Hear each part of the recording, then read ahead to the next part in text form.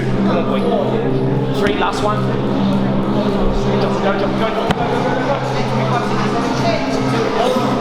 3. Come on, 2, 4. 5, one more.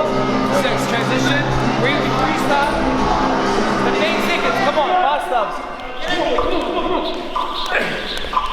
2, 3, 4, 5, 6, 7, 8, 9, 3, 2, 1. Right, we're just done with your first attempt. It sounds like it could be the only attempt for a couple of you as well. What's your thoughts after that, Clint? The first 10 minutes was good, and after was hard to just keep moving and just take rest just before the toast bar. But I'm happy with my first attempt. Maybe depend how I'm feeling. Maybe Monday or Tuesday morning and do that again, but I'm not sure. What would you find the hardest movement on that one, Mans? Dumbbell thrusters for sure. I just felt in my forearms after all those total bars, but I tried to go straight from the double unders to the thrusters, just get that out of the way and then take a few breaths and then start the total bars. So that worked quite well and I got in a good pattern, so yeah, it's good. And if you were to give someone about to attempt the workout, what would you say in terms of tips? Look, if you're good at double unders, just go fast on them. You've got a good capacity, you can shave off a lot of time there. Keep everything close, there's a lot of transitions, and see if you can just cut off that first clean into the thruster, and then from there, really it's just 3 reps once you've done that cluster. Other than that, keep your bars chalk, get some chalk support, and rope support. Yeah, and remember, don't get too angry at your judges.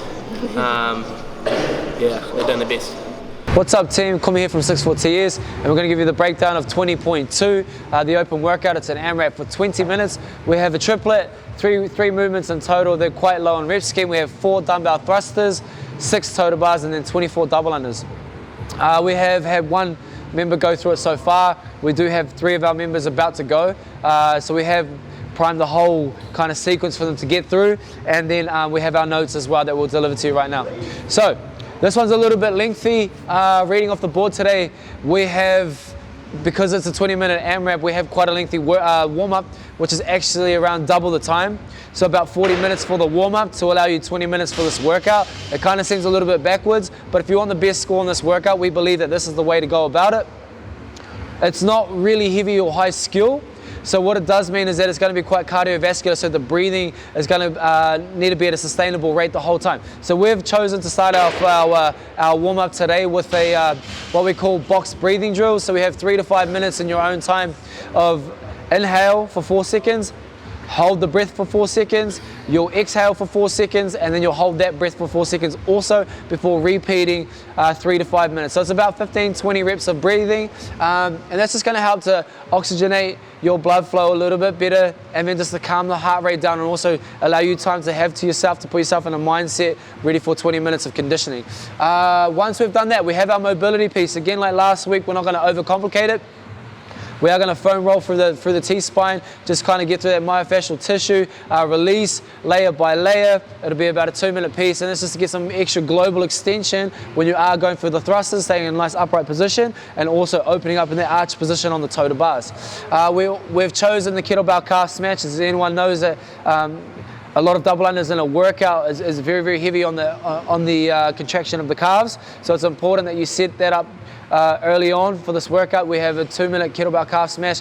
Just so nice and simple. Put your foot up on the kettlebell, and then just kind of rolling east to west, and we're going to incrementally build ourselves up along that along the kettlebell. If you do find a knotty mess in there, do kind of stay in there, groove it out a little bit more and give it more tension.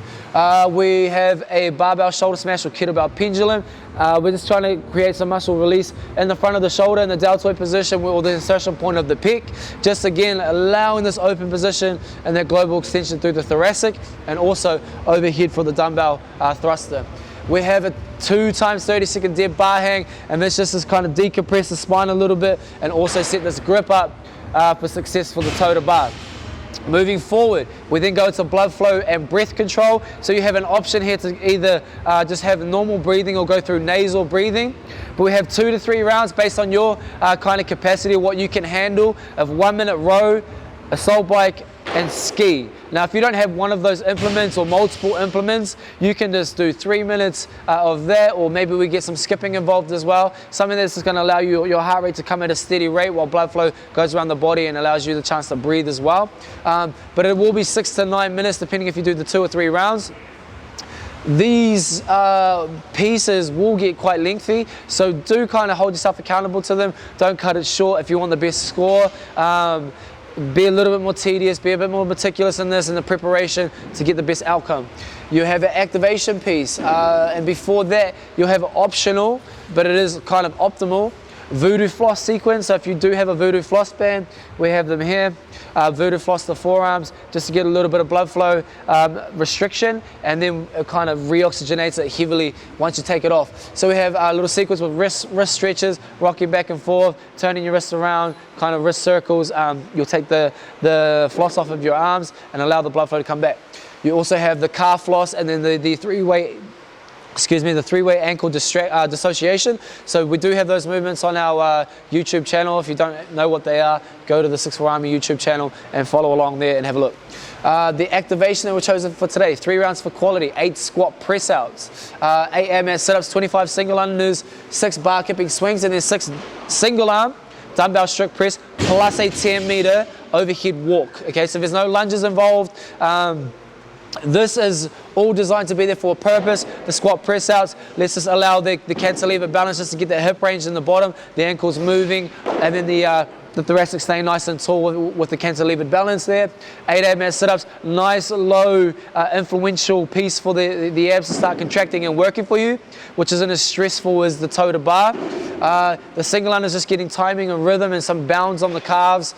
We have the kipping swings, obviously simulating the toe to bar. The single arm strict presses for the overhead dumbbell press, and then creating stability in the shoulder along that walk. So 2 to 3 rounds for yourself, and then we go to our primer. We're going 2 rounds, 3 dumbbell thrusters, 4 toe to bar, 15 double unders. You're going to do it as fast as you can, and you're just going to feel out the transitions, feel out the rhythm. Quick point on notes, warm up intensively. This is a 20-minute piece.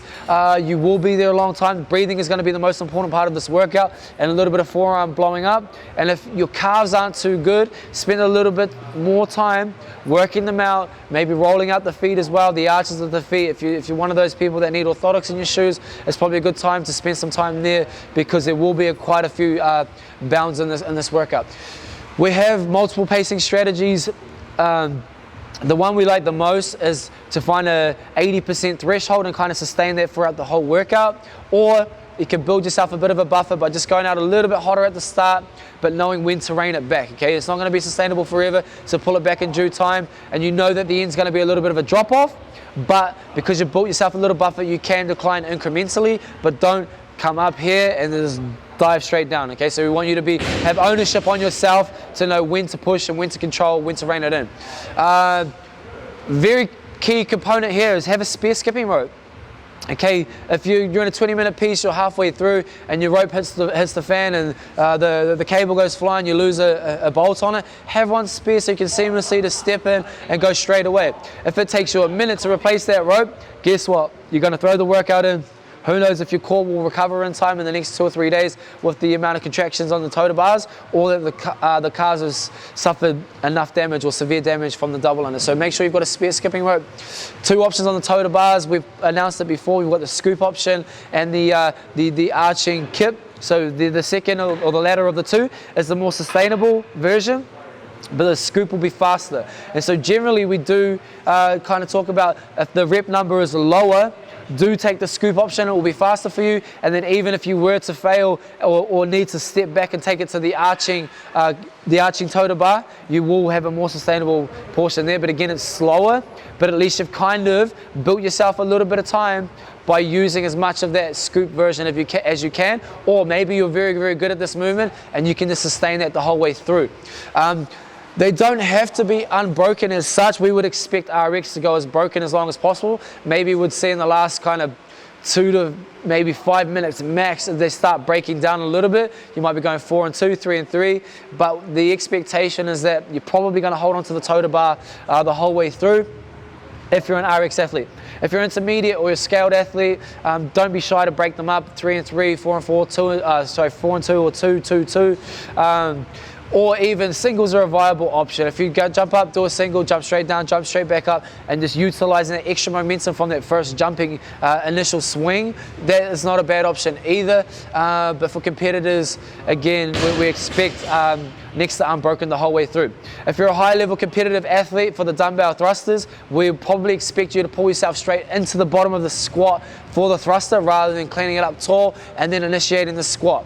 Okay, if we get through say 20 to 25 rounds of this, every time you picked it up here and then start the initial squat from the top, let's say it's half a second or maybe it's a second to set your feet, that's 25 seconds, that's 24 double unders, that's 80 to 100 spots on the leaderboard. Okay, so it's very, very valuable knowing your ability, knowing your capacity, and knowing your timing on these movements. The transitions and the gear setup, it's not overly important in this workout as such because it will allow controlled rest times of walking distance, and you will be surprised at how quick 6 toe to bars can break down and how 24 double unders can blow you up as well. Of course, don't have your gear set up across the room so you're walking for miles and miles to get there. It will cut down your time, your overall time, but if you're within say 2 to 4 meters, that's not a bad option. Okay, just a walking rest will be controlled pacing to get up to your toe to bar, to get back out to your thruster and onto your double unders. Your double unders can be skewed in this workout if they're not on fire for the day. I do recommend that when you pick up your double under or your rope rather, you take a deep breath, settle the heart rate, compose, and then get into it. If you do trip on the rope, just step back over, go again. 24 double unders isn't a hell of a lot at all, so you should be aiming for speed. If you trip, get on with it, get going, get going, get going. No point hanging on the knees, waiting 10 seconds to hit 10 more reps, okay? You can rest after the fact. The last 5 minutes of this workout is definitely gonna hurt. Accept it, set yourself up for it, and when you get there, you got to tell yourself just to keep on moving. The rep scheme is small enough that you will be into the next movement rather quickly, so you will be breaking up the modalities or the portions of muscle groups that will be working. So don't be afraid, just keep telling yourself, keep reminding yourself, keep moving, keep moving, keep moving. It'll get easier or you'll change your initial thought on each movement and kind of just accept that you're almost at the end. Breathe before beginning your double unders once more. If you are tripping quite often, you could lose not only energy but also confidence, and that's a huge factor in this workout. So make sure that you're just keeping yourself composed when it comes to the double unders. 20 minutes of 3 movements that are relatively straightforward is a very simple concept in this workout. Don't overcomplicate it. Spend an appropriate amount of time on your warm-ups. Make sure it's getting rather intense towards the end, so we're building onto that on-ramp and going onto the motorway. When you're ready, we don't want to use the first 5 minutes or 5 rounds of the workout to get ourselves ready for the workout. Okay, they're not the warm-up rounds. When you start the workout, you are primed and you are ready to go. Optimize it, get the best score that you can out of this, and just remember to keep on moving.